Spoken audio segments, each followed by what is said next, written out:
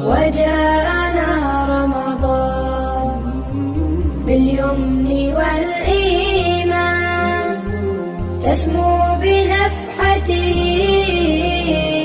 ملائك الرحمن تسمو بنفحته ملائك الرحمن. Assalamualaikum warahmatullahi wabarakatuh. Saudara-saudaraku yang berbahagia, pada kesempatan kali ini, alhamdulillah, dengan izin Allah Subhanahu wa Ta'ala yang Maha Pengasih dan Maha Penyayang, kita masih diberikan aneka macam nikmat dan karunia-Nya, sehingga kita bisa melaksanakan ibadah puasa di tahun ini, serta menghidupi hari-hari Ramadan dengan berbagai kebaikan. Setiap tarikan nafas adalah nikmat bagi kita, sekaligus amanah untuk kita pertanggungjawabkan. Salawat serta salam tak lupa kita haturkan kepada Nabi Muhammad SAW. Ya, setiap detak kehidupannya dipenuhi dengan panduan kemuliaan, uswah dan teladan bagi kita semua. Semoga kita diberikan hikmah bertemu dengan beliau di akhirat nanti. Amin. Kaum muslimin yang berbahagia, salah satu yang membuat kita termotivasi untuk beramal adalah ketika kita mengetahui dan meyakini dengan sepenuhnya manfaat dan hikmah dari sebuah amalan tersebut. Begitu pula dengan ibadah kita di bulan Ramadan ini. Agar tetap bersemangat hingga akhir Ramadan, perlu rasanya kita meyakini dan memahami beragam hikmah dari bulan yang mulia ini, khususnya hikmah puasa Ramadan. Sesungguhnya di luar sana masih banyak yang mengisi Ramadan tanpa semangat, hanya ikut-ikutan saja penuh keterpaksaan. Salah satunya karena gagal dalam meyakini hikmah Ramadan dan kewajiban puasa di dalamnya. Untuk itulah, mari kita sejenak bahas dalam kesempatan kali ini beberapa hikmah dari banyak hikmah yang terkandung dalam bulan Ramadan ini. Dan semoga kita bisa menjadikannya sebagai penyemangat kita agar amalia Ramadan kita stabil, bahkan terus meningkat. Dari banyak hikmah yang terkandung pada bulan Ramadan ini, saya akan menjelaskan beberapa hikmahnya. Yang pertama yaitu Ramadan sebagai training keikhlasan. Puasa adalah ibadah yang melatih kita dalam keikhlasan. Maka puasa Ramadan selama sebulan penuh adalah training keikhlasan yang sangat efektif. Sejak awal, Rasulullah SAW menjelaskan betapa ibadah puasa benar-benar jalur langsung antara seseorang dengan Tuhannya.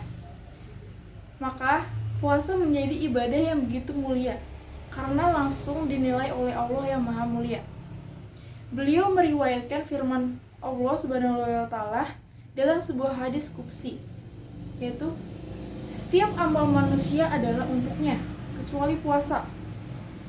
Sesungguhnya puasa itu untukku dan aku yang akan membalasnya.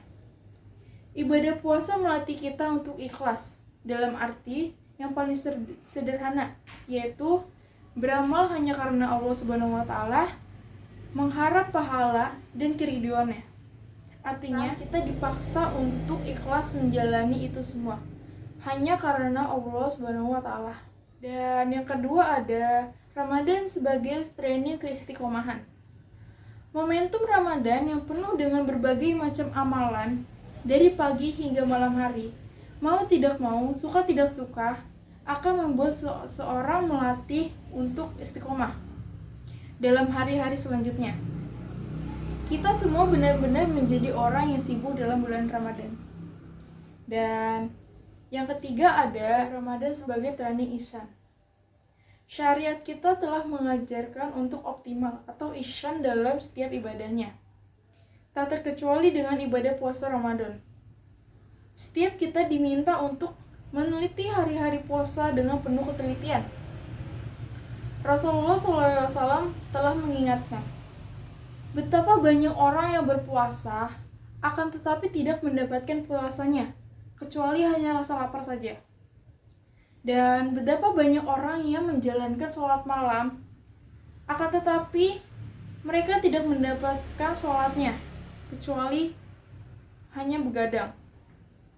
Hadis riwayat Ibnu Majah. Jemaah sekalian, rahimakumullah, akhirnya sungguh masih banyak hikmah lain yang terserat sedemikian rupa dalam titisan 30 hari yang mulia ini.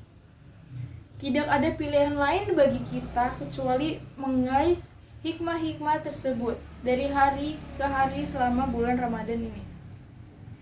Marilah memulai dari keinginan yang tulus dalam hati kita sendiri untuk mensukseskan Ramadan tahun ini.